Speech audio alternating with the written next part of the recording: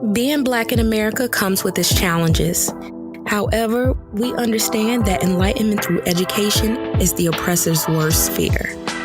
By bridging the gap between academia and the people, our purpose is to equip you with knowledge that breaks down barriers during your journey towards truth and freedom.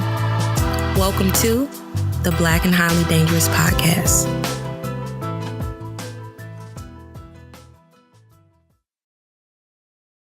Yo, Daph, what's up?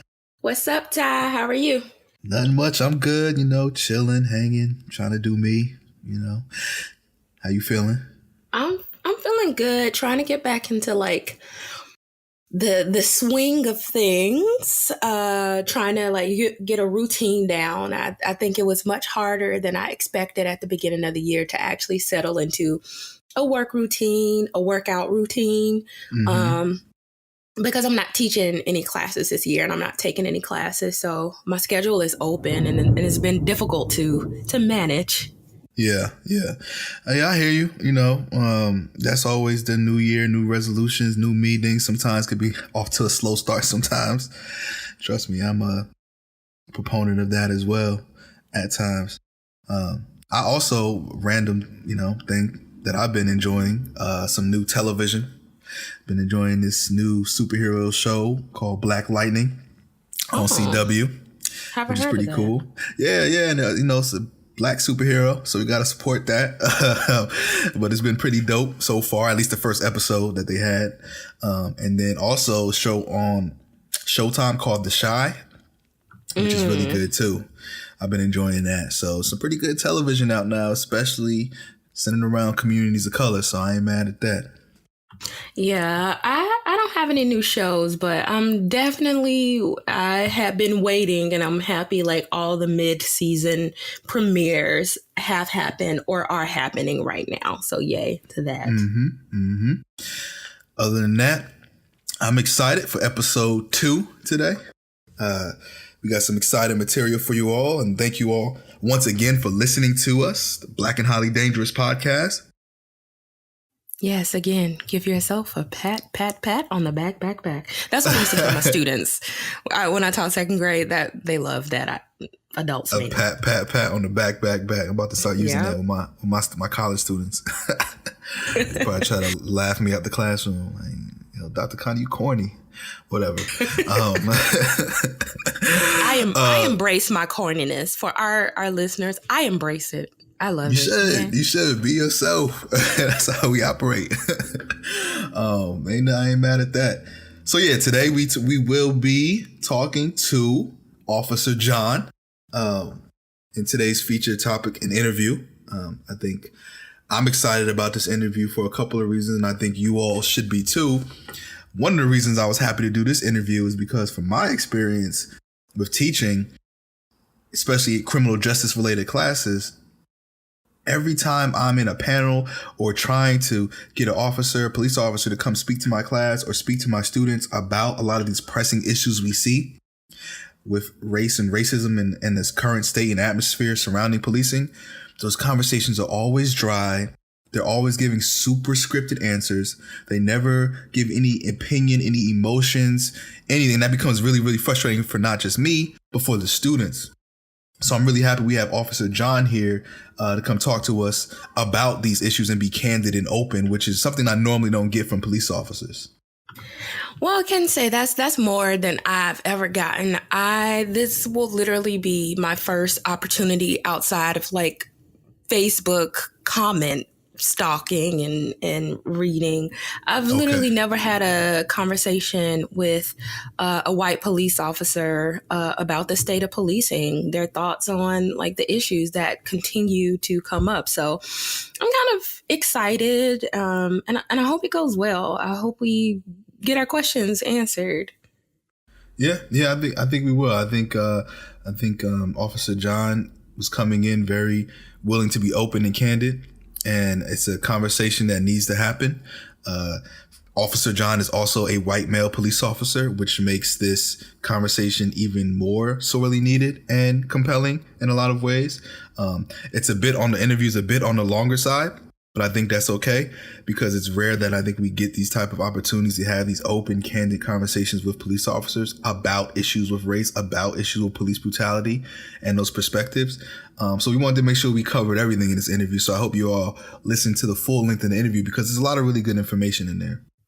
Agreed. And in the spirit of being open and honest, we'd like you to know that John is not Officer John's real name. We understand the risk that comes with being a police officer who is open to having honest conversations about policing and about their experiences. We've seen instances in the media of retaliation, and if not retaliation, then like social media harassment and humiliation. And that's something that we don't want to happen. Therefore, we have changed his name. And we're not giving like specific details about, his location. So, yeah. Yeah, and that's what we wanted to do because it's about what's most important here. It's not about identifying the officer or where this officer works. It's about the conversation that many of us are really, really pressed and really want to have. And so that's what we gained from. We wanted to make sure that this was the safest space for him to do so. And so definitely using a fake name we felt was a great way to do it.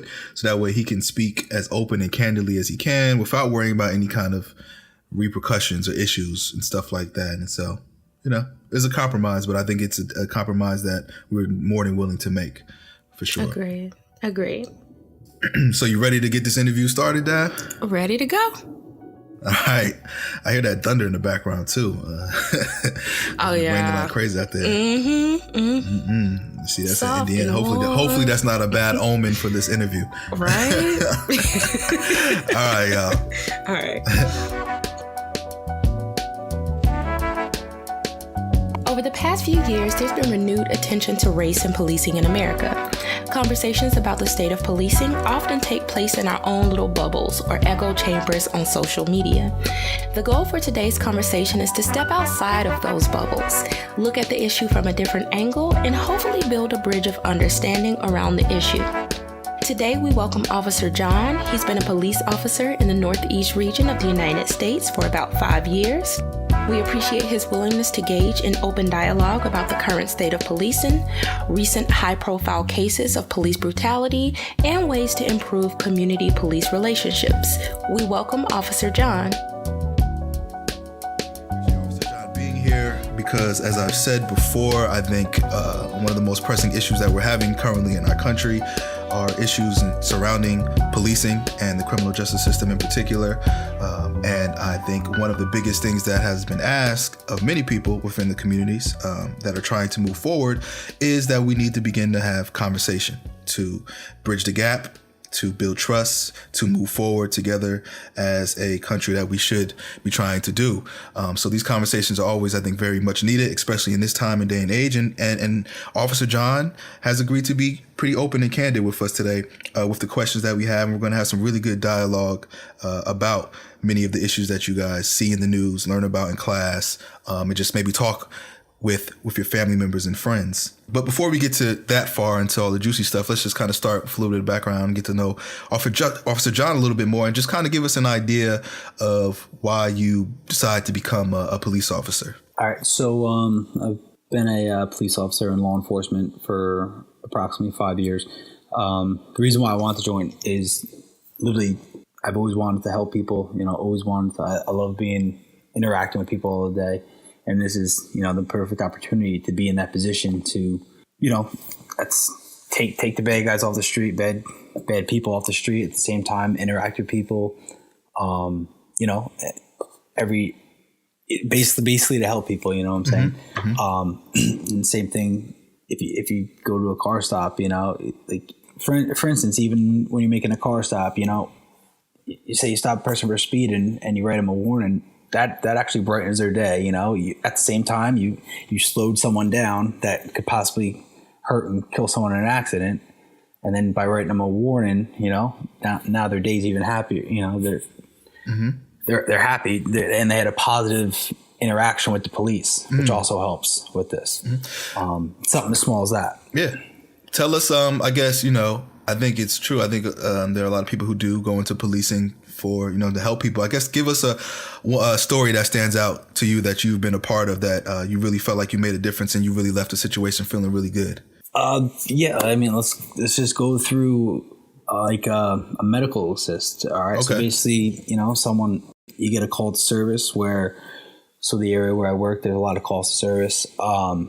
Actually, a guy fell down the stairs, hit his head on the bottom of the stairs, started bleeding, all this stuff. We got there along with EMS, so obviously when we're there with EMS, we're not going to go hands on. They are with that aspect of it. Because obviously they're more trained in that, in the first aid part. So while us, we secure the scene, all that stuff. And then we're also there, helping comforting the family that saw it all happen and things like that.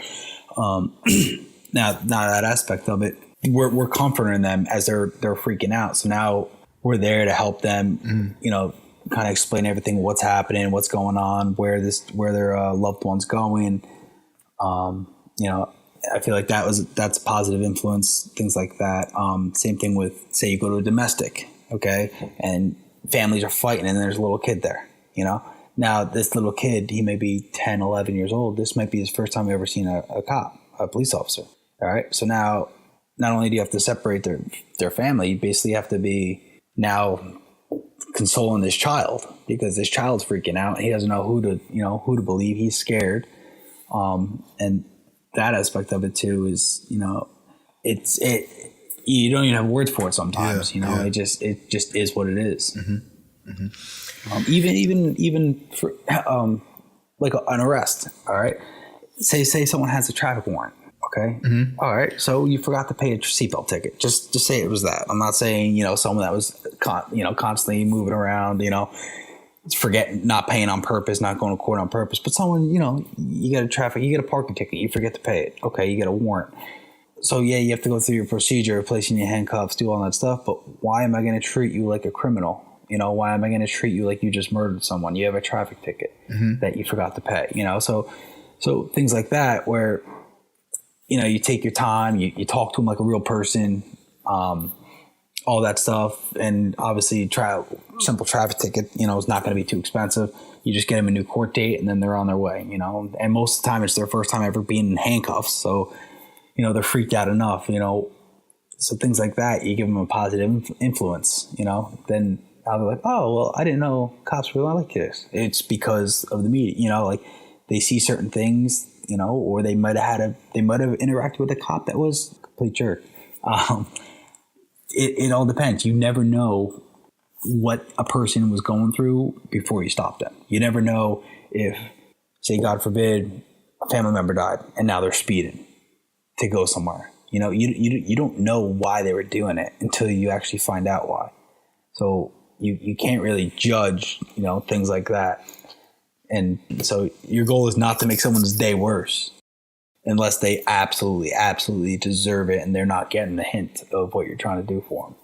So you kind of mentioned the interactions and how they can be interaction with a police officer. It can serve to kind of enlighten someone, or kind of it could make their day. It could like change their thinking about police officers, based on like past experiences or based on media portrayal. So that's what I kind of want to hear about you. Like, what do you think? What do you think about, like, I guess the current like portrayals or current like climate around like policing and portrayals of policing? All right. I'm going to answer it and let me know if I answered what you were trying to ask. All right. So basically like you're talking about like basically the atmosphere of police versus the public. Yes. Type of thing. It shouldn't actually be considered verse. Like, it's not like we're against them. So from my experience, so basically like the experience. So when you interact with someone, all right, obviously you don't know, basically what I was saying is you don't know what the situation that they've had prior with law enforcement. So for instance, like they might have been in a house where they, say it was a domestic, all right, and their dad and their mom were fighting, and then the police come up and the dad swings at the cop, and then the cop has to do the necessary force to bring him down and arrest him. All right. But now as a child, you basically, you see your dad getting beat up by cop, like basically like that, even though they're doing what they need to do to put the handcuffs on a guy who's resistant basically. But think about it when you see your father, you're going to think that your father's right and not the cops, that aspect of it. So then now next time this person runs into law enforcement, they're going to be like, oh man, they beat up, they just beat up my father for no reason is their mindset. So basically you have to treat every situation, like I just said, like you don't know their past. Like you don't know what they just went through. You don't know what they went through 5 years ago. You don't know what they went through 10 minutes before you interacted with them. So that's why you kind of have to, unless they're a known gangbanger and they're known to carry a gun and,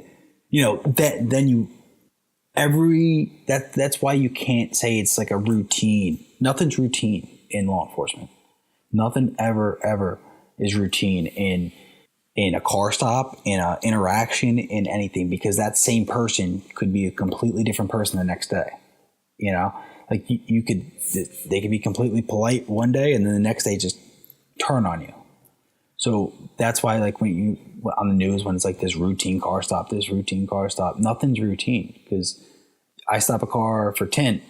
All right. And it's a nice person who's just like, oh, I'm sorry, blah, blah, blah. I stop the next car for tint, same exact car, different license plate or whatever.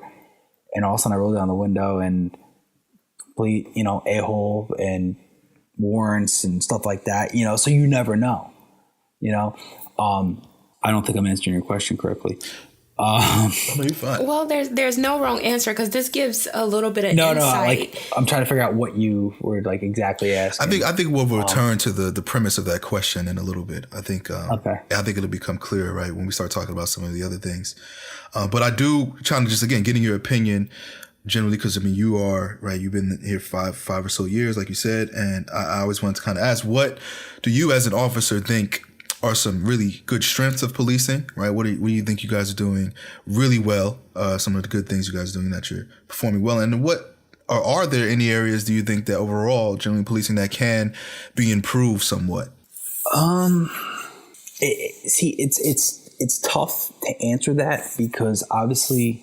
So, for instance, I'm in law enforcement in the Northeast, and my training and so obviously you can never have enough training.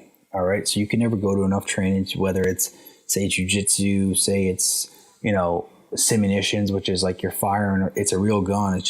It's changed. So it shoots paint on the tips of the bullets instead of obviously a real bullet. Mm-hmm. Things like that, where you go through scenarios. I'm sure you saw that clip, wherever it was, where the activist went through a police training, and he was like just shooting people for no reason. Yeah. Because so like you can go through all these trainings and you can never have enough of them. Whether it's that, whether it's just document fraud or something, any type of training. But at the same time, you can never. One, you can never judge someone, say, from New York or someone from Texas. It's two totally different atmospheres, two totally different ways. Diversity is completely different. Everything is different. So it's tough to say, like, oh, law enforcement in general is doing this great and this not. I don't know what they're doing. The only time you see law enforcement nowadays is something comes up on YouTube. Whether it's a sovereign citizen saying, this person's doing this wrong because they had no right to stop me, even though they don't believe in the law, or this cop doing great, buying clothes for a bum, like someone, a homeless person. Sorry. Like I was trying to think of the words. No, you're good. Hit the mute button.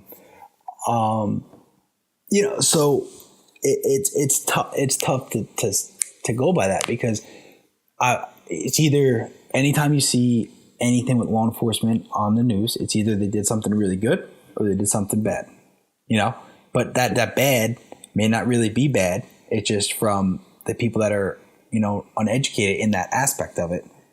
It may look bad to them. And the same thing with the good. The good really might not be that good, based on their agency's guidelines. They might have done something wrong against their agency's guidelines, but now because the public looks, so it's like it's different. Mm-hmm. That makes sense. Yeah, no, it makes sense. And I see what you're saying, right? With you're talking about, of course, you don't know. I don't expect you to know, not at all, right? The different kind of trainings with policing and all throughout the nation in different areas. And it's hard to say. But I would say, like, I'll give you an example of things that I think about myself in my own profession, for example, right? Like, I'm a professor. And even in that, right, we can get trained in a lot of things. We get trained how to teach. We get trained how to do research, write papers, etc. And then I always think, like, what would be something, right? Somebody asked me the same question I just asked you. What would be something that I think as professors, we would probably need to be better on? And one of the answers I always feel like is that a lot of the training we do get is great, but we don't get a lot of training on, I guess, really dealing with students in a lot of ways. I feel like if you're going to be a professor or maybe any kind of teacher, I feel like we should also be trained in some ways to get some kind of certification on, like, mental health. Right. Because, like, again, a lot of my students will come in dealing with a lot of issues from home, a lot of issues just in their personal lives, etc. And they'll sit in my office hours and, I'm there. I can talk to them about the scholarship. I can talk to them about what the homework is. But when they're having all these other issues in their life, but they feel comfortable talking to me about it, I don't feel equipped enough to answer that, right? Or to address that. And I would feel like, hey, there's a lot of stress. We do a lot of good as professors, but I feel like if there was an area to improve, I feel like to make my relationship better with the students or just make it a better experience so I can feel more comfortable in these situations when they do happen, I would like to see more training for professors getting some kind of, like, counseling type of training in some capacity, because then that would make it better, right? And so that's why I was just trying to ask the question towards you to see if there was just anything you felt like, not specifically, I know you can't speak to every policing, but is there things in general that you'd be like, what, thinking back, I wish I would, or that, many of my colleagues would just get a little bit more training in this because I think it would help us do our job better? Can I jump in for a second? If kind of on that same note, you can just talk a bit about what your training looked like, because that might also give us insight into, like, maybe what you wish, you would have gotten a little bit more of during training. Well, when I say training, like, you go through an academy anywhere from, I guess, 20 to 28 weeks. It all depends on your agency. But you got to realize there's only so much time, obviously, in a day to train that. Now, but at the same time, you do all this training before you actually become certified. All right. But then when you get into the real world, you're given a field training officer that goes around with you for, I guess 2 to 4 months, depending on your agency, maybe 5 months. I have no idea. So now, you get all this training, but at the same time, you can if you didn't have so I say, like, you need a lot of training, but, like, it's after you're in the job, you can go to more trainings and things like that is what I was saying. Now, if we had to improve, I would say it would be like interview, interrogation type stuff where just talking. Just being able to talk. Like, there's plenty of times where, basically, you can stop a combative subject before they even get started by the way you talk to them. Like, you can have the most pissed off, like, you see these videos all the time of someone talking someone off a ledge or something like that. It's just a matter, if that same person was sitting on the ledge and you said, "You motherfucker, you're a piece of shit." Sorry, I should probably. You're good, okay. You starts being angry at them and just starts yelling at them. I don't think they're going to come off the ledge. They're going to do it. They're going to jump. But if you come there and you start talking to them and things like that, then they, like, calm down. They start realizing people care about them and things like that. That's the same thing with a car stop. And you try and pull someone out and they're like kind of like being combative, but they're not, like, sure what they want to do.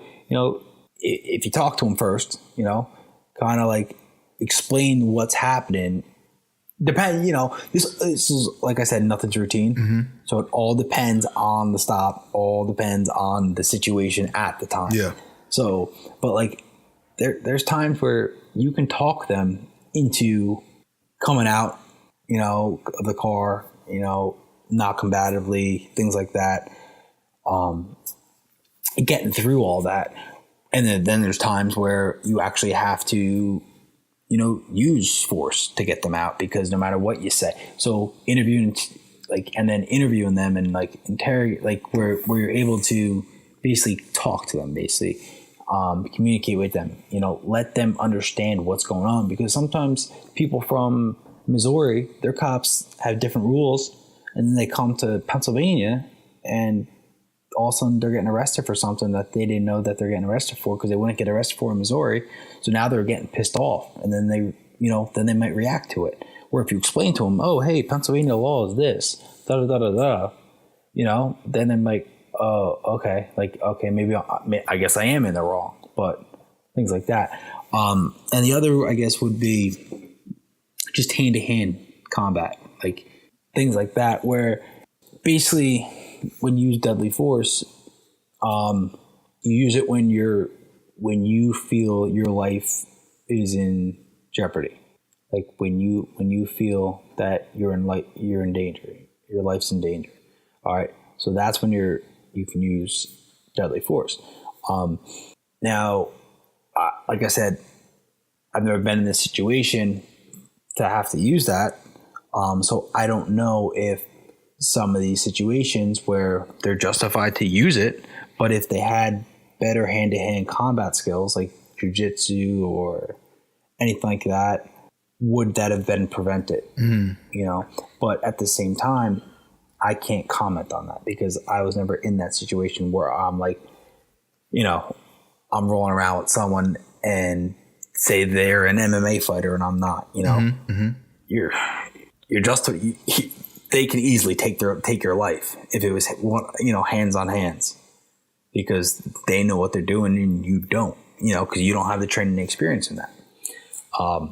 Now what we do extremely well is that same thing. Like you see, it's these videos of the bad cops. It's less than 1%, but it's just so glorified on the media. So it's like, I mean, I might be biased, but I think we do majority of everything exceptionally well for our position, for our job. Like, you have the right people doing the right job, then, they'll never show up on a YouTube clip, but it's that less than 1% that shows up on the YouTube clip that goes to millions and millions of viewers. So to say we do one thing extremely well over another, that's all. I think we do everything really well, as a whole. Because I mean, you look at all the statistics that ever since that, I don't know, the last couple of years when everything's been getting under a microscope, it's really not a lot when you break down the population, of all the bad things that happen, all the good things that but at the same time, it's tough to explain in, No, I think you're exactly, because I give this, and I'll put the link up on the website for our listeners. At discoverpolicing.org, they pretty much looked at the data from the federal government, the Bureau of Justice Statistics, and they collected data from what do they have? 71 state academies, 307 college academies, 286 local precincts, etc. And they kind of just looked at what they do and how many hours they spend on such and such training. And I just have them look at it, right? And I say, okay, just look at it and then tell me what you see. And most of the time, of course, one of the first things they notice is that a lot of the training is spent on, right, firearm skills, defensive tactics, which is severely important for your job, because if you're going to have a gun, you should definitely know how to use it and be the best at it, right? And then when they look at other things like self-improvement and stuff like that, about 50 or so hours on health and fitness. But then when it gets to things like professionalism, communications, it's like 11 hours, 15 hours. And it's way less time spent on those things, which I felt like you said are very crucial, right? To just making the job a little bit easier, so you don't have to use the force, so you don't have to use a gun or use any kind of physical prowess or what have you, if you can just figure out ways to effectively communicate a little better. I think there is a lot of strength to that answer. I think that is something, just looking at the data, right? Just you're talking from your own experience, but looking at the data, you can just look at the numbers and say like, yeah, I think spending more time in communications, especially in the kind of atmosphere we're in, can go a long ways. I'd rather, if I was in any kind of situation or a police officer, what have you, I would definitely want to speak about or hopefully talk a person out of a situation before it moving forward. So I think that's important for the safety of police officers, but also for the safety of citizens as well. Being able to have the effective communication skills can go a really, really long way. You kind of talked about, I guess, the media or social media, YouTube, and how interactions between police officers and citizens is becoming very public. And it's something we hear about in the media a lot. I was actually wanting to know a little bit about when you hear about situations like Ferguson, Eric Garner in New York City. What comes to mind? What do you think about those situations? Every situation is different for that, obviously. So basically, ever since there's been a real push for, I guess, body cameras in the U.S. ever since Ferguson, because obviously there is no video whatsoever of anything. It's whether him in the convenience store, but that's whatever. But so we'll just dissect each one individually. So the Ferguson one, Michael Brown. So basically, whatever happened. They interacted in the middle of the street. All right. There's no video of anything. All right. So now the problem, the whole reason why I say the media is, think how fast it was. Probably, let's just say it happened at like 2:00 in the afternoon. By 6:00, it was all over the media. But no one knew what the story was. People just said white officer killed black male. Why is there race involved in that? When you don't know the story, you don't know what happened. You didn't even know who the male was at the time. You didn't even know who the officer was. How are you going to say? How are you allowed to post that? You know what I'm saying? That's where I say the media aspect of it, or social media or anything like that. Because one thing happens, one person posts things like that. So for instance, say, someone living in the heart of Missouri, who, may or may not have been racial profiled, or whatever. Now they're going to be like, oh my God, that cop's racist. He shot that black male for no reason because he was unarmed, and then the other side of it is, okay, well, how about we hear the rest of the story? So then all the scientific, whatever evidence they did, like I said, I don't know what they did, but what it came out is, that officer was under duress in a struggle. And like what I said before, you're allowed to, so the whole reason there was an uproar for that he wasn't, convicted or whatever. When I said before that if your life is in jeopardy, where you're going to lose your life, where you're at that time, you're allowed to use deadly force. Obviously there's different ways or form.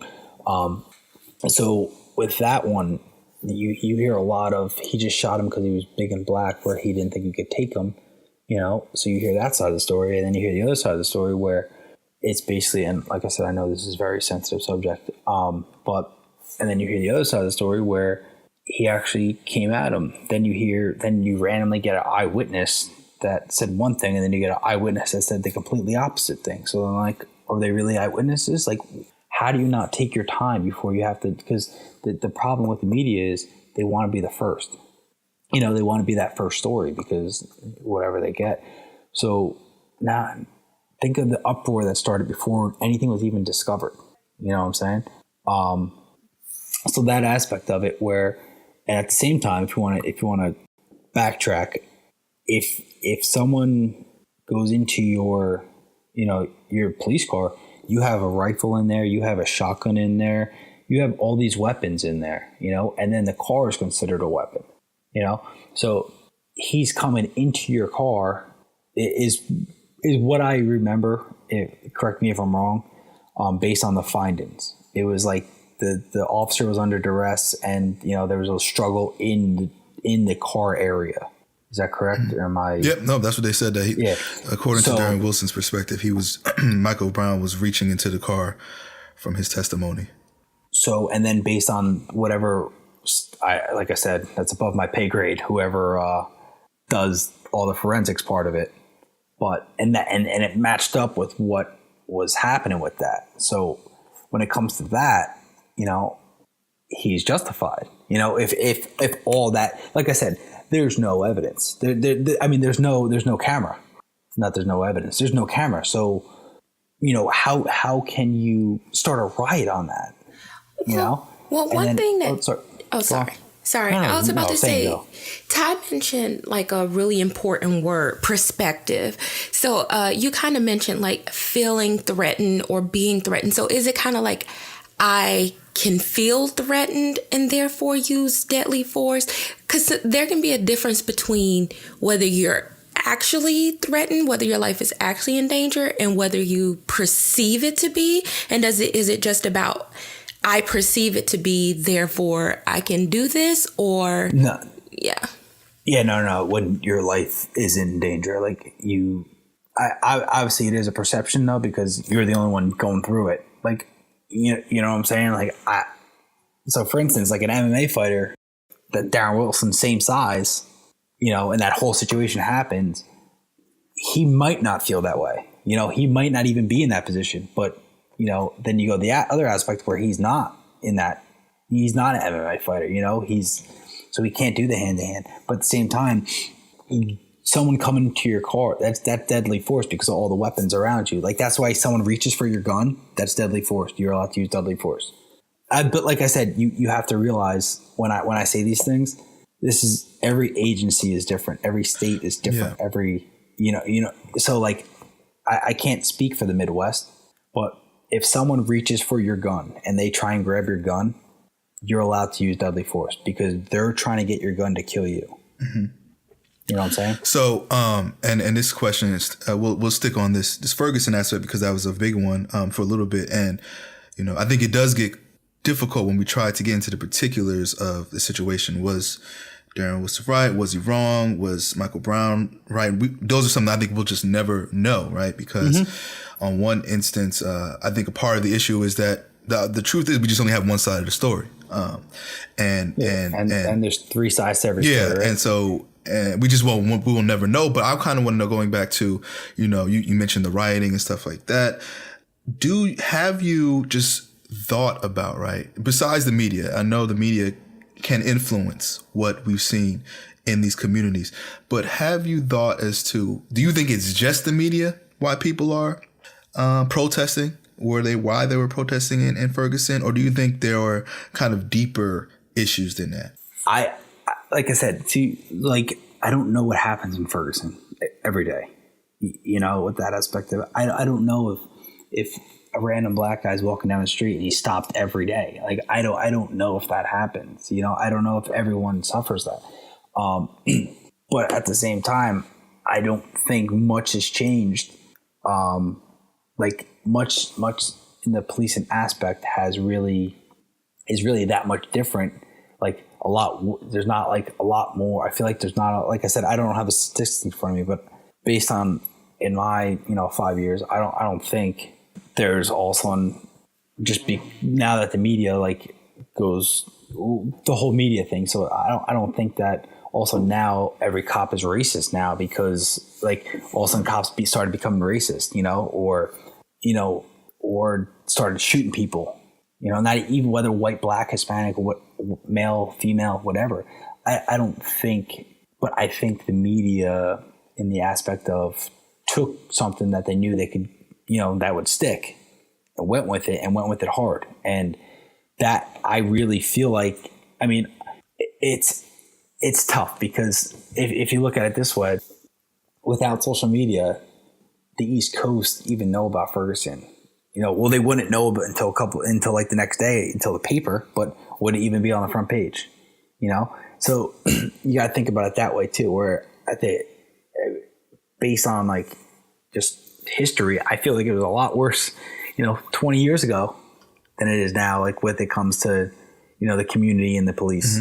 I think, but it just wasn't known. Yeah, I think there's truth to that. And I also think with Ferguson in particular, right, when the situation happened, at the time, Attorney General Eric Holder was like, okay, let's do an investigation of the Ferguson Police Department to see if what the community members here are saying is actually true, if there's any kind of basis or fact to it.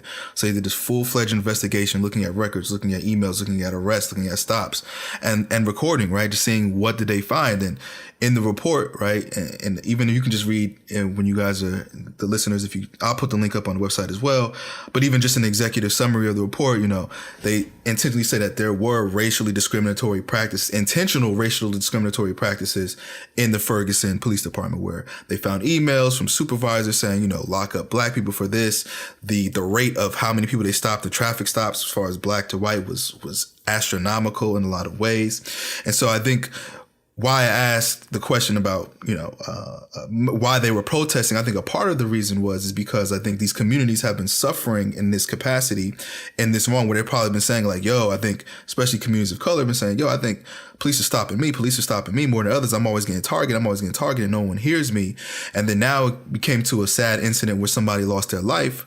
Was it racially motivated? Was it racially biased? Again, we don't know the exact facts, but I think ultimately, when the community has had that experience in itself for a long time, that it was the tipping point, right? And I think people were upset. And I think one issue that I've been noticing, a trend with a lot of these cases is, and I think we both can agree on, right? We hear Darren Wilson's, we don't know Mike Brown's story. I think I find it problematic that the officers generally don't even go to court. And I think that's what also upsets most people. We know some things happened here. We're not sure what happened. We don't know. And I feel like it at least should be decided in the trial, right? There should be, the prosecutor, there should be defense, the jury should be there, and there should be a case, and whatever comes in the case, whatever evidence is presented, then that will be the ultimate deciding factor of like what happened in the situation. I think people will be more at ease. And I think why we've been seeing so much outrage is because a lot of times the communities or the families, whoever's involved, most of the time the officers don't even get to court. They go to a grand jury, which decides whether or not there's going to be a trial hearing. And most of the time the grand jury says, no, there's not enough evidence here to take the trial. And there's a whole nother conversation about grand juries in itself. But I do think it serves purpose that we're not letting the system play, right?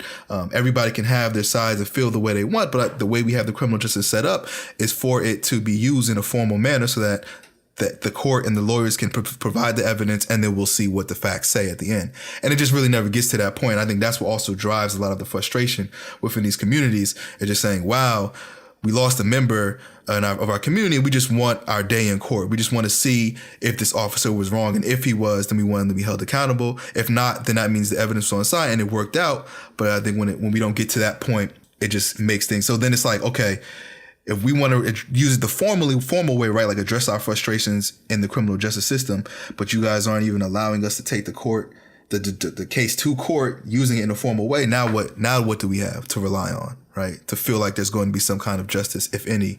I think it's just a big boiling point, just culturally, when we see those kind of things, and especially in Ferguson in particular. But I kind of want to get back to another point too. And I'll just address this. And this is not just for you, Officer John, but this is just for people who are listening too. I think sometimes we incorrectly define or interpret or perceive what racism is, right? I think a part of the issue with communication is that when we say racism, many people are looking at it as an individual thing, right? So if I say the criminal justice system is racist in many ways, then people who are part of the criminal justice system and some people who are out are sometimes interpreting it as saying that we believe that every police officer are part of the criminal justice system, every lawyer, whoever's a part of the criminal justice system, hates black people, or wakes up in the morning and says, I'm going to lock up a black person today, and think of racism in that individual sense. And I think that's incorrect. Racism is more systemic. It's institutional, right? And it just means that the system that you're a part of, or this particular system, it could be education, it could be It could be criminal justice. It could be corporate world, right? It could be sexist.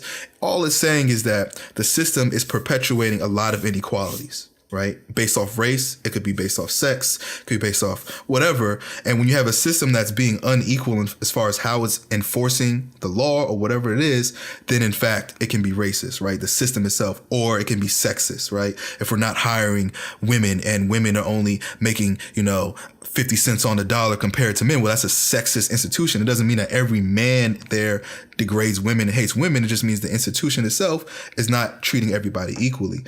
And so I just want to make that clear because I think that's a part of the conversation when people are protesting and saying the criminal justice system is racist. They're not calling every officer a racist. Although, granted, some people may take it that way, perceive it that way, and may believe that that's not the truth. And I don't believe that every police officer is racist, but I do think that the system is perpetuating inequalities in some way based off race and in other ways, also based off class. We can throw that in there as well. And I just wanted to be clear on that to our listeners that I think a part of having this conversation is that you cannot move forward thinking that any person is just everyone in a system is racist, right? But I think everyone have to recognize when the facts show certain things and certain inequalities, well, that just can't be ignored as well. And we have to figure out ways to move forward from that. It makes sense what I'm saying? Yeah, no, definitely. Okay. And when you I'm not trying to go after this. No, you're good. Go ahead. But like I said, I don't know the demographics of Ferguson, but like when you get into aspects of like I said, whatever the findings were in the emails, like that, if that obviously that's true, that's messed up. Like no doubt about it. And are there racist cops out there? I'm sure there are. I'm not saying everyone cops is perfect. I'm not. Just like I'm sure there's racist people in corporate. I'm sure there's racist people in in any and everywhere you go, there's someone racist, and there's someone that's not that you think it is. But when you get into stats like that, like where it comes like, oh, car stops of a black male or this, I'm like, well, if you're in a community where it's predominantly black, then yeah, most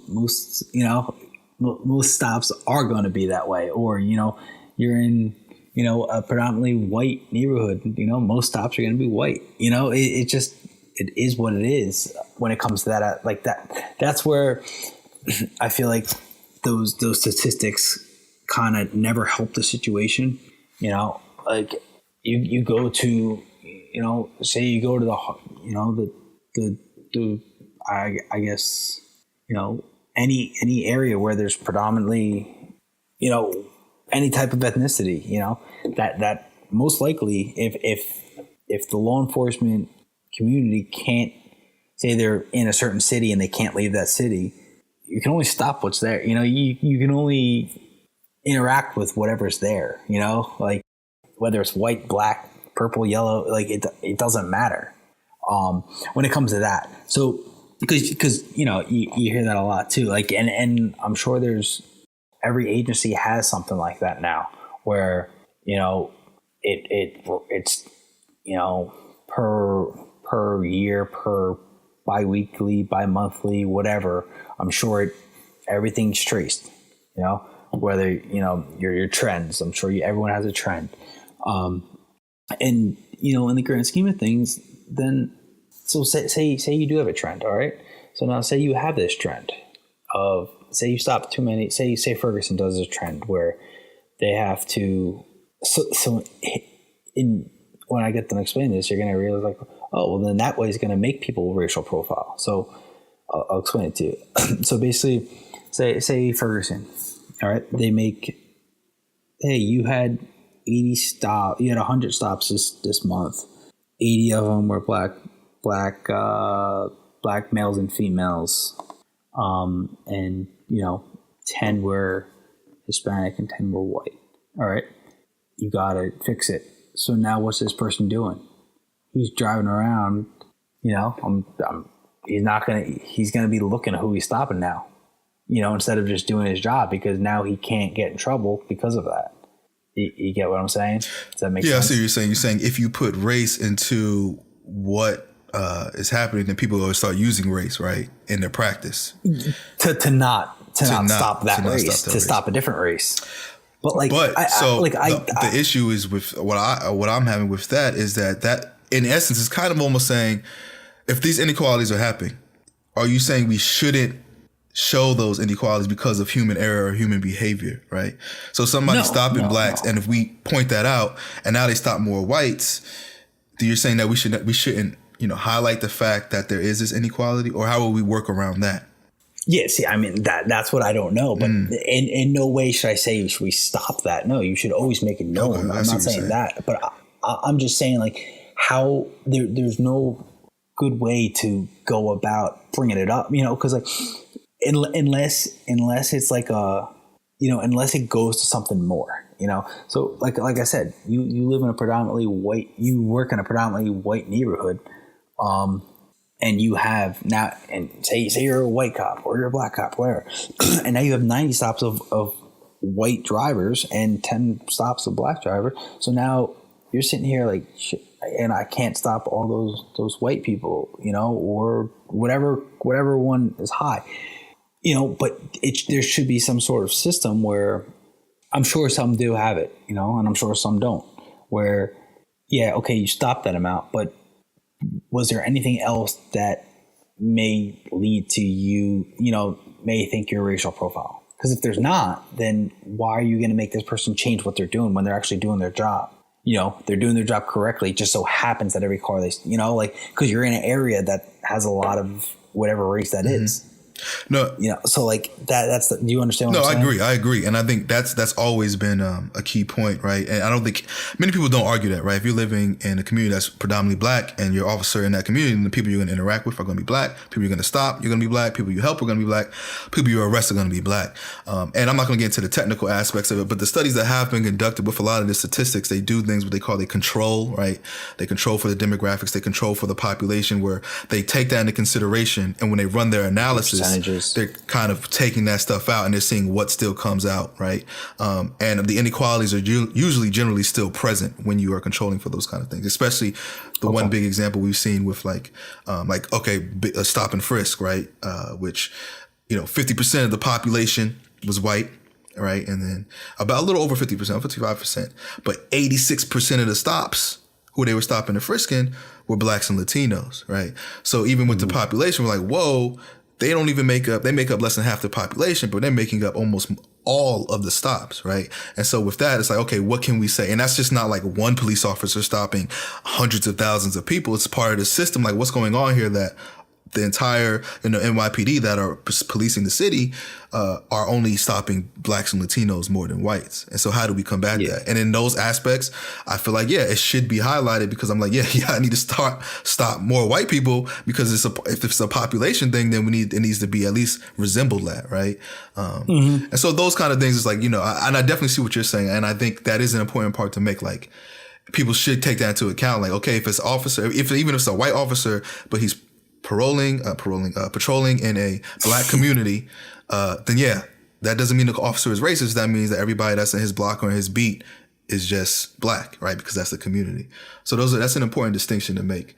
But also, I think a lot of the research that the scholars do and academics do, they make sure to control for those things and see, hey, we know that class might be an issue. We know that race or demographics might be an issue. So we're going to put all that in there, and we'll see if it still comes out, right? We'll see if it still carries any weight as far as the results. And majority of the time, there's still some general inequalities present when we talk about race.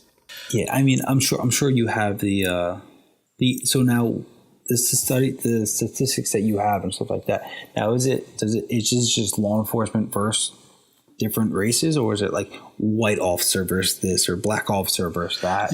Or is there's tons of studies, right? So it just depends on what they look at, right? Most of the time they'll look at things like they'll look at traffic stops sometimes, right? And they'll look at like who's going down the street, and they'll see that it's a good mix of folk, or maybe majority white people, and they'll see that majority, they'll record the stops, right? And they'll be like, 90% of the stops they're stopping black people, right? Or 90% of the searches, they're only searching black vehicles and not searching and whites, or giving tickets. So that kind of data that in neutral, like highways and stuff like that, where it's kind of neutral playground and not really a community, they'll look at things with that regard, for sure.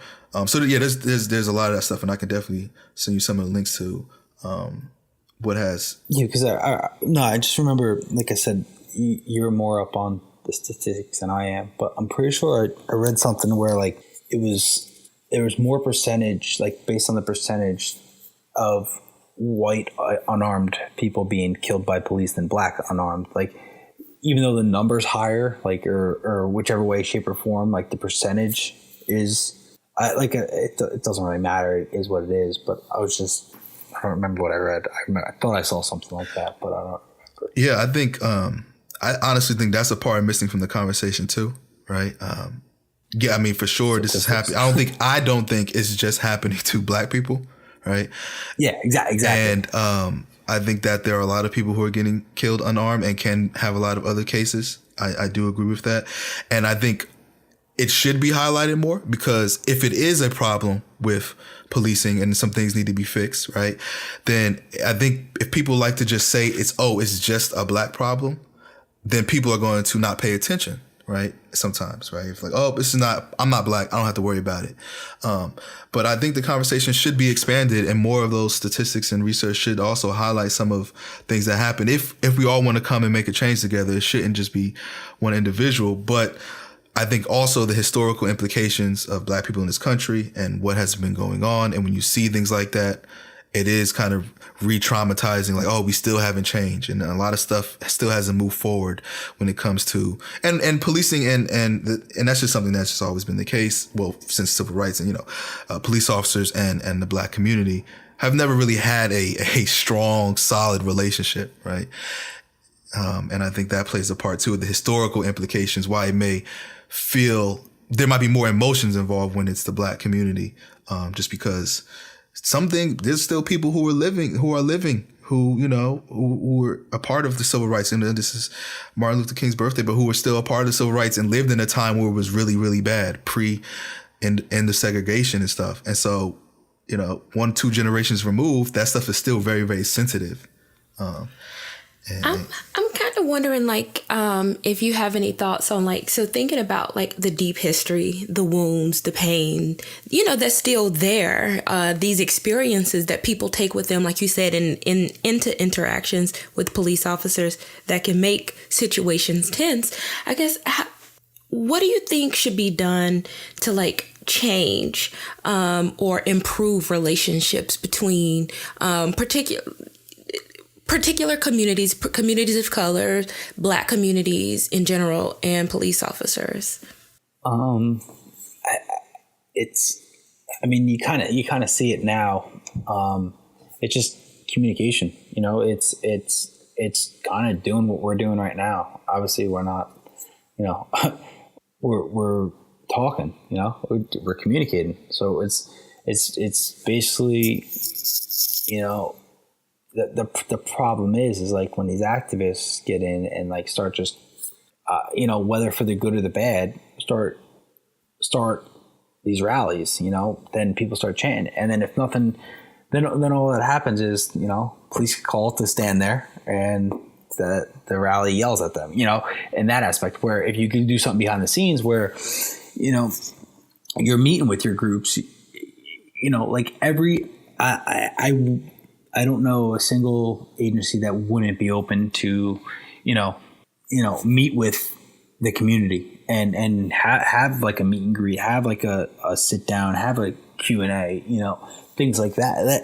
It's tough because those people that are showing up are the people that want change, So yeah, yes, there is a way to get change, but there's still going to be people that don't care, and they're gonna have it. But that's anything. That's whether it's, any topic. If someone doesn't want to, they're not going to really care. They're not going to show up to try and help. They're not going to do that. But if someone actually believes there's a chance that things will change, and there's but what we talked about, Terrell, is it's not nearly as bad as it was, back in the day.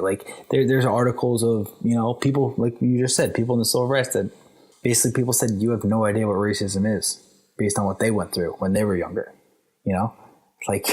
separate, separate bathrooms, separate this, separate that, there's articles of elderly people saying, there's nothing racist.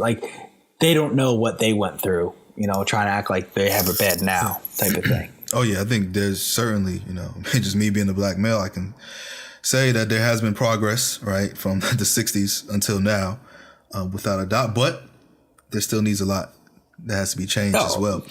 I have a couple more questions for you. And I like this discussion. One question that came into mind really quickly, I just want to get to, not really one of my main questions, but this is something that I hear a lot from students, from just people in the community, right? When they hear about these shootings, I know the answer, but I kind of want you to tell them why this is the case. They say when they're shooting, they'll be like, why did they have to shoot him so many times? Or why didn't they just shoot him in the leg? Or, why did they have to kill him? Why is that? Why couldn't they do that? Sorry, I didn't mean to laugh during that. It's just a question that you get a lot.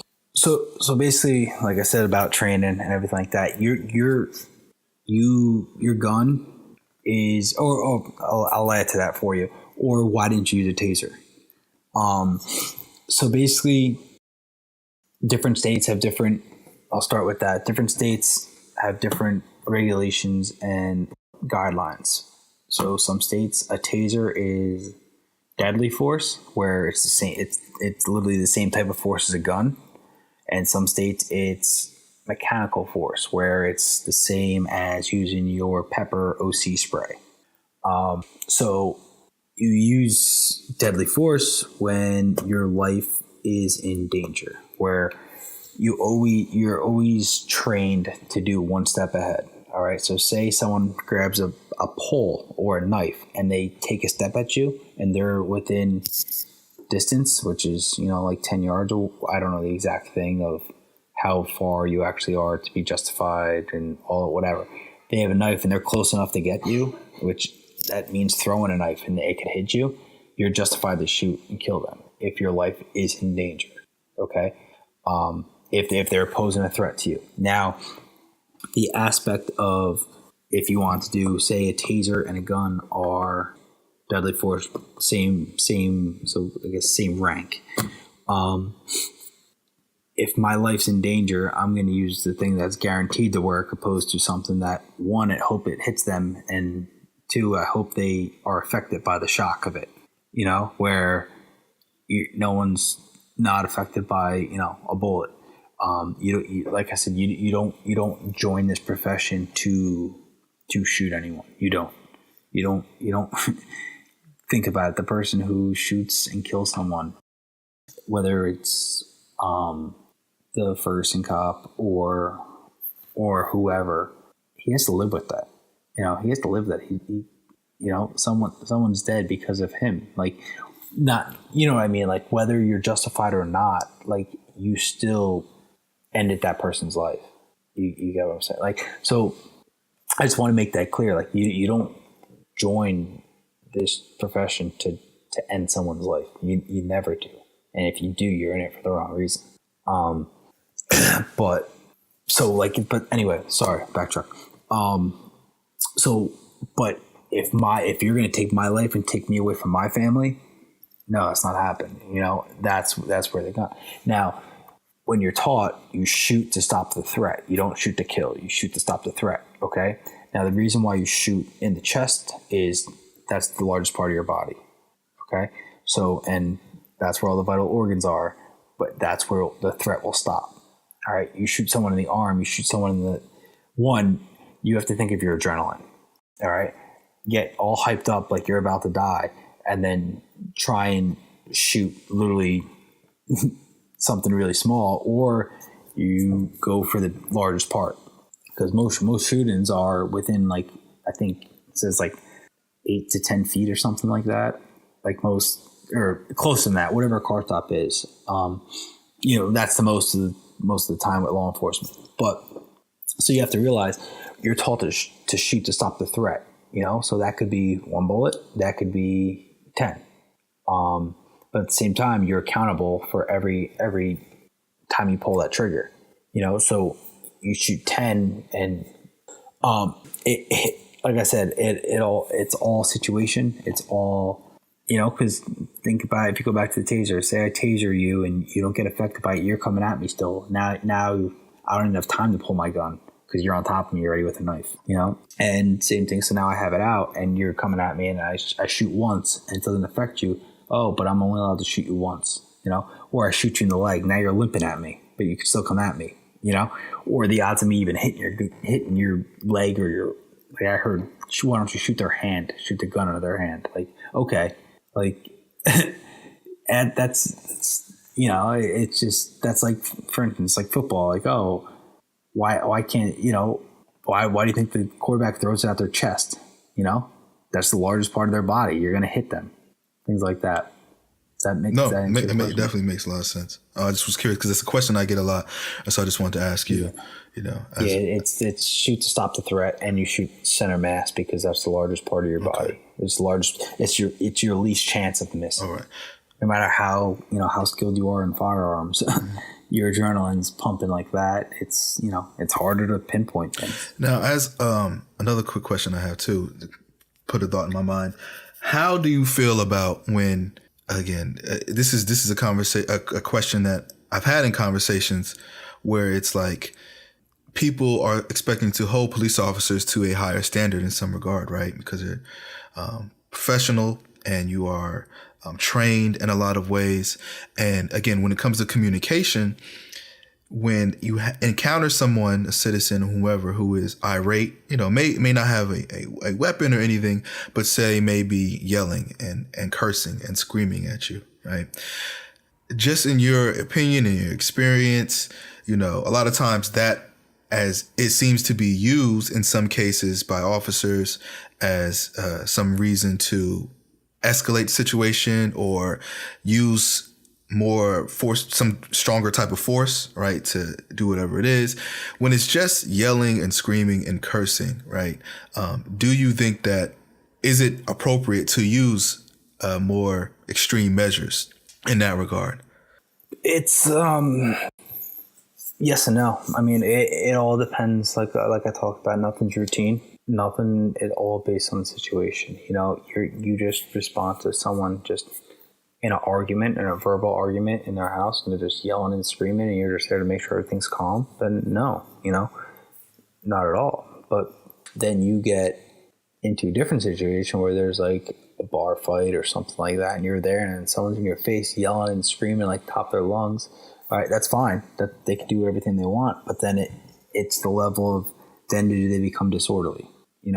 So yelling, screaming. Obviously, don't come too close because as law enforcement holding, think about, you have a gun on you, you have all this stuff on you. Now when someone's real close to you, you can't see them reaching for your things. That's why you always want distance. But the yelling and screaming thing, it's a matter of, okay, are they disorderly? If they become disorderly, then you're allowed to place them under arrest for disorderly. What about so basically being the officer's response? That's what I'm curious about, because this is what comes up in conversation. People say, hey, even though this person was yelling and cursing, the officer should have remained calm and cool and collective. In some cases where we see an officer maybe cursing back, yelling back, right, and the situation escalates. That's what I was curious about, your perspectives on that. Is how do you feel an officer should handle those situations? Again, it may not, there's no knife or no gun present, but it's more of a verbal exchange where the other person is upset and cursing and yelling at the officer. Do you think, is it okay, or how is that looked at when an officer kind of returns that same kind of exchange with that same kind of energy? I know I'm going to say based on the situation because it is, but yeah, you want to try, and I mean, my aspect, like, and every person's different, some are a little more high strung, some aren't, so I personally, I always try, and talk calm with them, the scream. I'm like, okay, all right, calm down, like we'll figure out what's going on. And if they keep doing it, then there's a time where you can't let them push you around, because you're there because of them. You know what I'm saying? You can't let them control the scene. It is what you have to realize is you're there to control everything.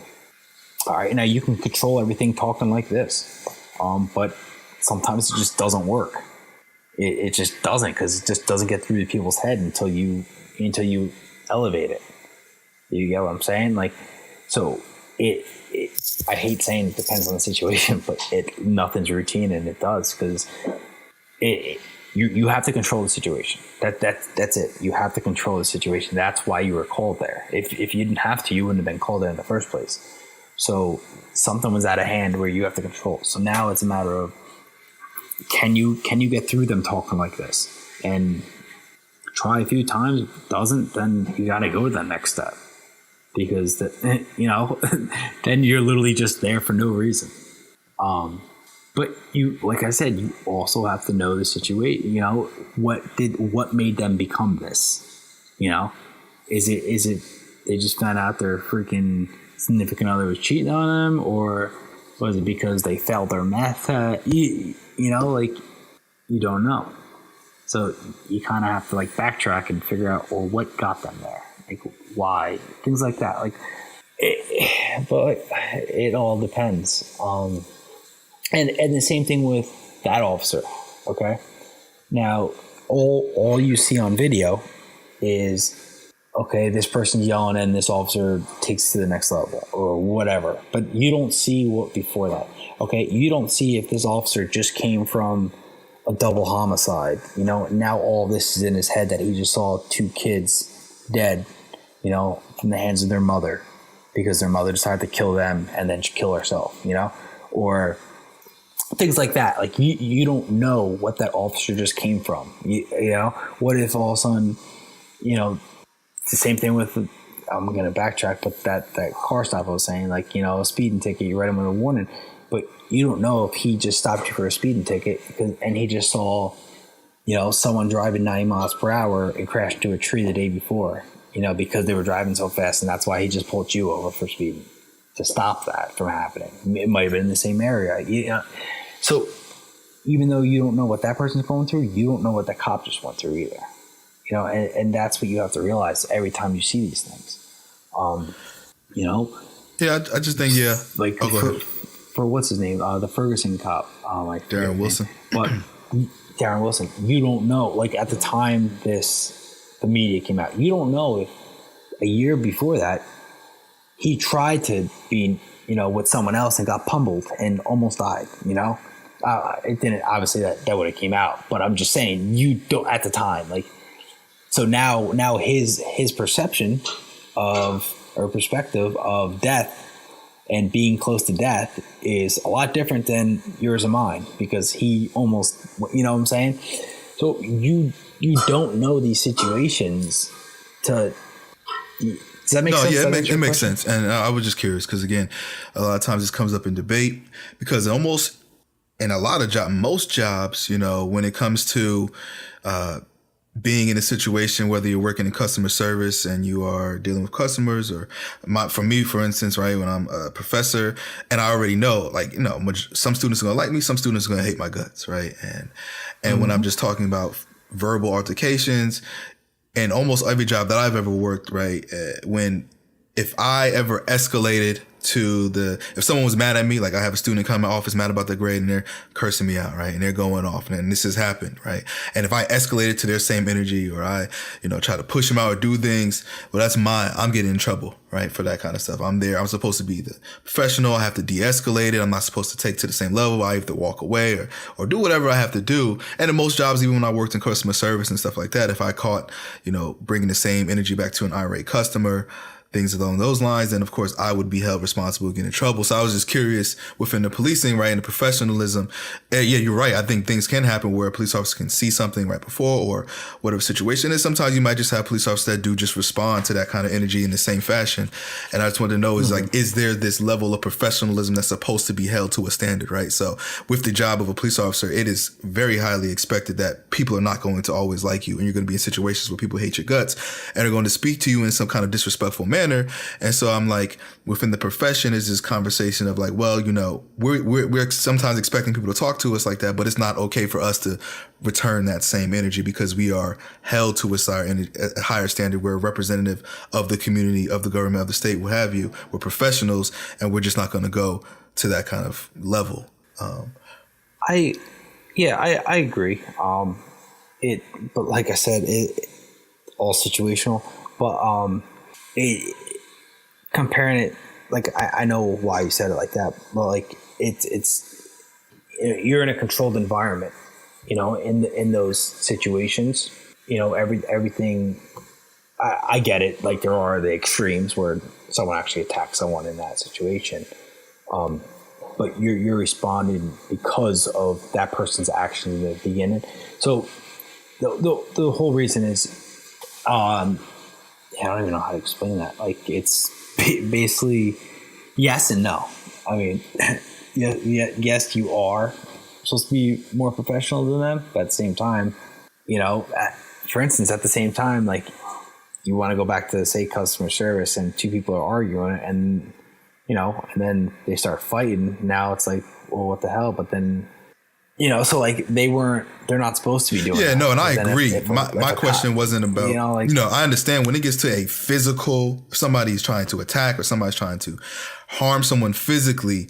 No, I get you, there's different situations. I'm just, when there's no kind of physical threat and it's just a verbal exchange. That's when I always am like, I feel like the officer should take the high road, right?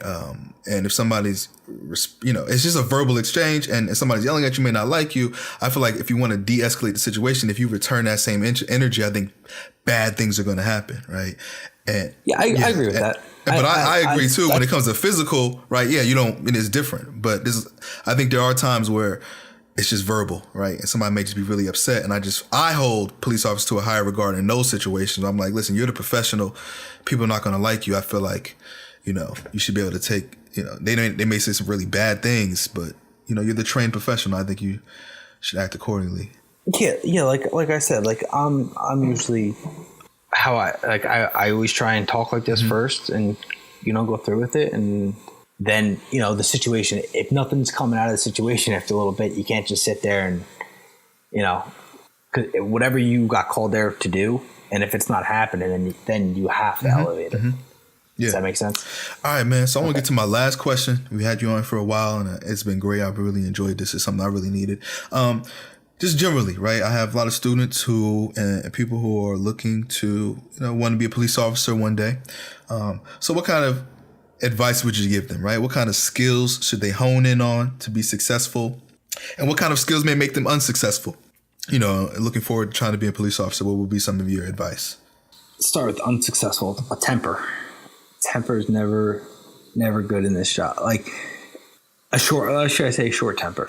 Because you're going to get obviously you're going to get the best of everyone, whether it's, if they're having a bad day, they're going to have an extra bad day when they're talking to you.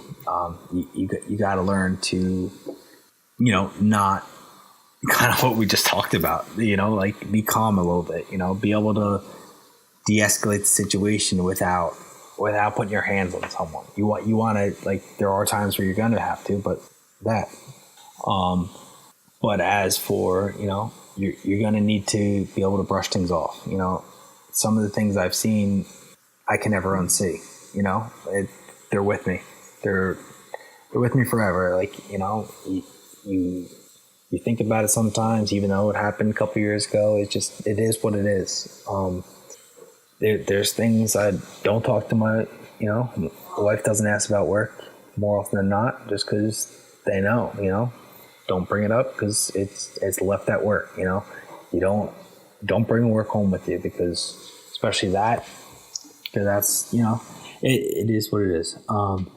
You can't be, you got to have a competitive edge. Every majority of law enforcement has that type A personality, like you have to believe it. Like you have to, just like athletics, like a lot of law enforcement is, previous athletes because, of that competitive edge, I'm not saying you have to be, I'm just saying it helps. You don't need a criminal justice major, like you see that a lot. Like people are like, oh, I'm gonna do criminal justice, like be a cop. Like you want to be.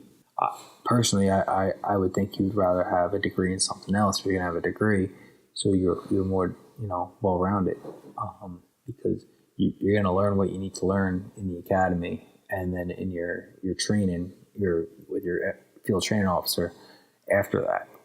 And then job experience is when you learn everything. When you're by yourself, that's when you learn the most.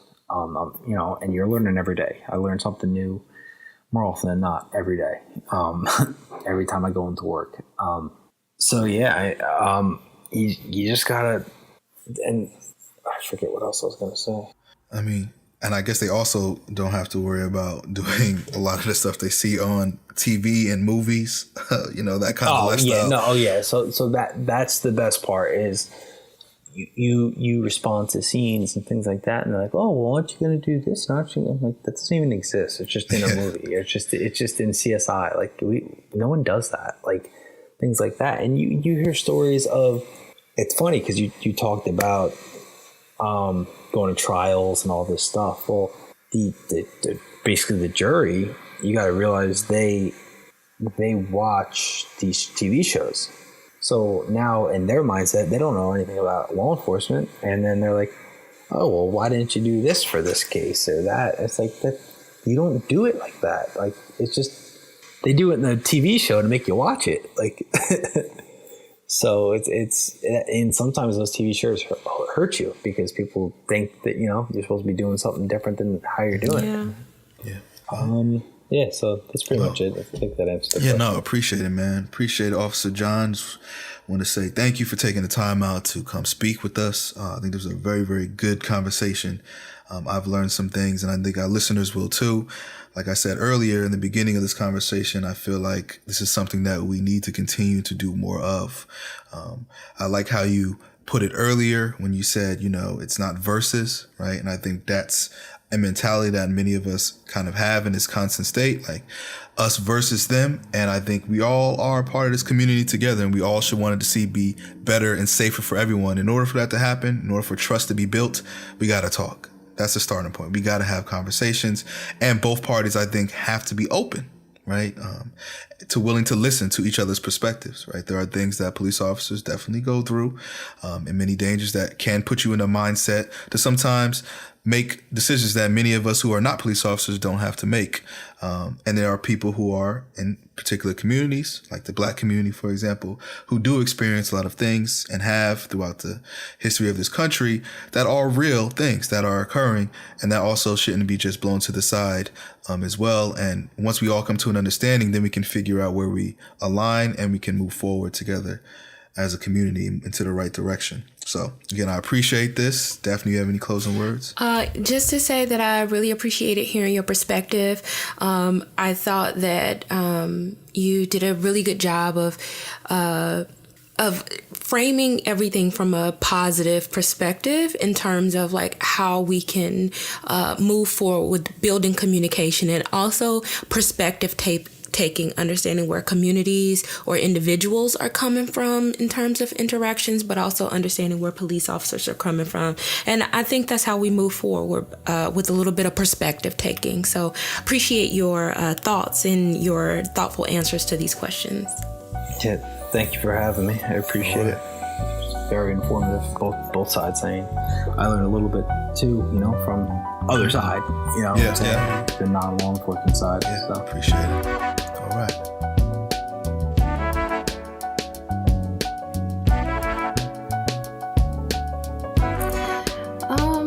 So that was a pretty interesting conversation. Really interesting. Yeah. I guess. What did you think? What did you think about what he had to say? Two main things come to mind when I think about this Officer John interview. One is that I felt like we still got a lot of the traditional police script of saying, it depends on the situation. It depends on the situation. It depends on the situation. And this is not any take on just Officer John. I feel like this is common when I have conversations with a lot of police officers, is that they seem to look at all these situations as very individualized, very isolated. And it seems to be very difficult or challenging to broaden that perspective and observe these conversations from a more general or institutional viewpoint. And I think that was seen a little bit when we had that part of the conversation about Ferguson. And again, it was speaking very individualistic about the, Darren Wilson and Michael Brown interactions. Of course, we all know that, and seem to really not address or want to address or ignore the larger systemic issues that were going on with how race played in Ferguson at that time. And then once, what I will say about that though, on the flip side, is that once I kind of addressed some of the statistics or issues of what the Department of Justice report said about Ferguson and how there were, racist emails and practices. I do like the fact that he was open to that and wasn't defensive. A lot of times I think with these conversations, police officers will try to just stand in their perspective and not be open or receptive to different viewpoints and saying, hey, I didn't know that. Now that I know that, that makes a lot of sense. And so that was very gratifying to me that, when he heard that information, he took it well and seemed to, take it in and not just, dismiss it, as sometimes that can be the case. Yeah. I feel the same way. Like, when I reflect on the conversation, Officer John is not a whistleblower. He's not someone who, has, I guess, witnessed things that he finds like alarming, or he hasn't noticed like alarming patterns. So, that conversation wasn't around him like, lambasting the police department and that's fine. That's not what we expected. Yeah. I think there was just some caution and some hesitation. And it's good not to generalize. So I think that's a really good thing. But like you said, just, keeping it more to like these isolated incidents instead of speaking about like broader patterns. And I kind of thinking about, the stuff you talked about with the Justice Department report, it was clear that there were like some gaps in knowledge. I mean, you're on the job, you're doing the job, you're not necessarily researching or reading about the job. You probably don't even have time. So I did notice that there were some gaps in knowledge around like statistics and trends. And for me, it just highlights the need to like have more of these conversations to, as researchers, as people who spread knowledge. I mean, even like reaching out to try to like have trainings around these things. Like, they might not want to do it, but these are conversations that need to happen, because I'm not certain that police officers will necessarily seek out a podcast called Black and Highly Dangerous, Probably not. Probably won't be. Or, I mean, maybe, the feds be watching. Maybe we're like, we got them now. They're on a podcast. But no, I agree with you. I do feel like, there is this gap. And I've had this when I've had panels and discussions on campus with police officers. There is this kind of gap of experiential knowledge of what they experience and statistics and data. And, both sides, there has to be a gap. The bridge has to be built between that gap, because you can't just always rely on data, right? I mean, being a researcher, us sitting in college offices, crunching numbers is one thing, which we can help, but also, we have to take into account their experiences, but both can't be ignored, right? And I think with the policing, sometimes the data of what a lot of social scientists are finding, or the federal government is finding, is kind of ignored. And it's just all about experience. You don't know what it's like, or you don't know what it's like. I've never been in this situation. If it's me, I'm going to try to get home to my family. We understand, right? And I think this was also seen in one part in the interview, which I kind of want to highlight really quickly, was when we had a discussion on, what was it? It was about the kind of respectability or professionalism.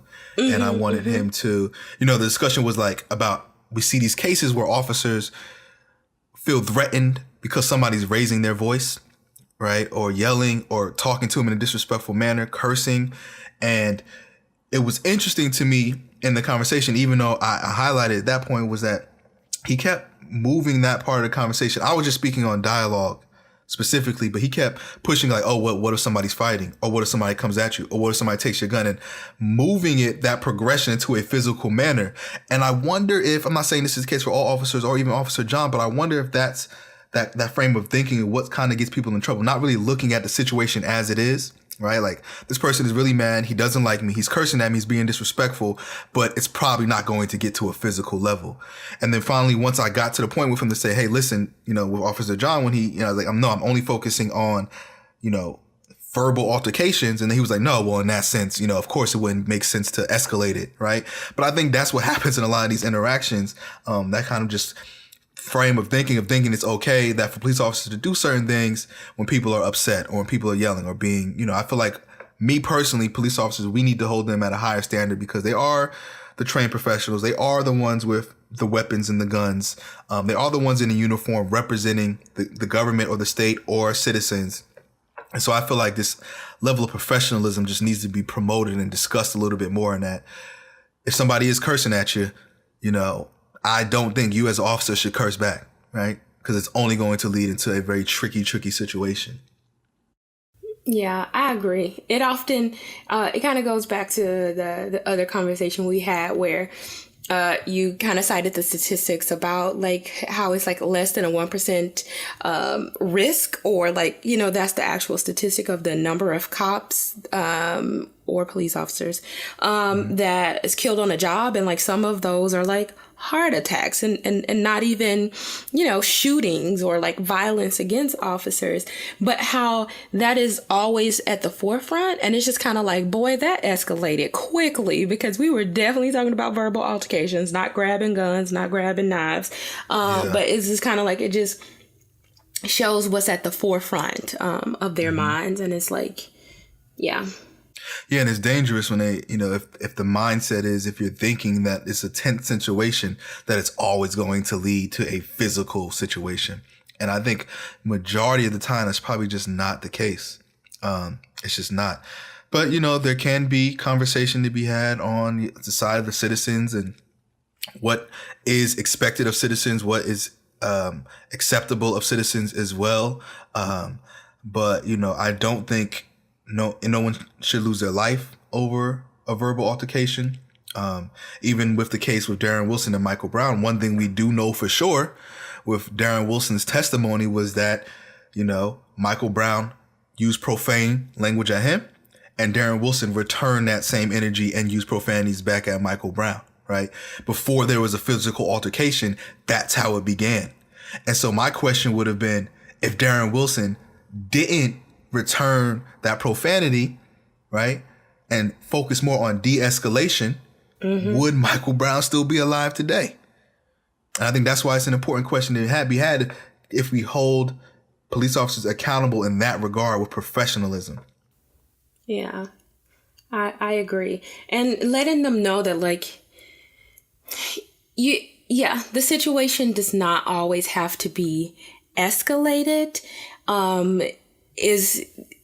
Violence is, you don't have to use violence to show your authority. Some of the people that I respect the most are people who are restrained and just know when to fight certain battles. So, and it's not saying that police officers should take abuse, not that, but it's just kind of like, I hold professionals to a higher standard. And that's just my opinion. Yeah, I agree. And I feel like being able to communicate effectively will probably make their jobs easier. We're not saying that police officers should just lay down and, like you said, get abused or get hurt. Not at all. But we're saying that violence or thinking violence or physical altercation should not be the first thing that pops in their mind, right? I think the first thing should be, how can we avoid that at all and by all possibilities? And I think that's where we kind of switch the lens. And I like what you said too about power. I think a lot of times is it about what is the police officers in these individual interactions? What is their main goal? Is it about promoting or putting out that, this is my power, I am authority, you must listen to me? Or is it about making sure that there's a peaceful resolution to these problems, right? I think that gets confused sometimes too. And I think, if you're not listening to me, or if you're not listening to my power or respecting my power and my authority, then we're going to, it's going to go here. But so what if the person doesn't listen to you or doesn't respect you as, you expect them to, but maybe that person walks away or goes home, right? Is that what we ultimately want to see? No violence occur, no crime occur. But sometimes I think because this pride and power struggle is present, it leads into other things. But we can definitely discuss this way Yeah. more. I mean, we if could y'all talk like. about this forever. And gotta cut it somewhere. Of course. But as always, thank you for listening. Thank you for listening to the interview. Thank you for listening to us ramble about this topic. Again, hit us up. Follow. Subscribe on iTunes and everything. Leave us comments, rate. Instagram, Tell us Twitter, about what you want to Facebook. hear. Yeah. Tell us about what you liked about this interview, what you didn't like, what else you want to hear. If we can bring in more officers, what kind of questions would you like us to ask if we missed any? We want to hear from you. So it's only going to work and we're only going to grow if you guys continue to do what you're doing and interact with us and tell us, that feedback. Trust me, we got tough skin. It ain't going to hurt our feelings, I was just thinking the same thing. We are academics. We are accustomed to people tearing our stuff down, like, exactly. But it's usually we built for this. with facts, not feelings. Okay. Yes. That's So it. feelings really won't make it into, our realm of sympathy or empathy. I mean, in some essence they can, but when we're talking about, facts and figures, we want to make sure that we're all on the same page with that. But yeah, we appreciate y'all listening. Until next time, continue to follow us and just give us feedback. And as always, continue to be the oppressor's worst fear. If you're interested in continuing this and other conversations, visit our website, blackandhighlydangerous.com, to subscribe to our email list, suggest topics, and participate in our discussion forums. Follow us on Twitter, Instagram, and Facebook at BHD Podcast. And please don't forget to subscribe and rate our podcast on your favorite platform. And as always, continue to be the oppressor's worst fear.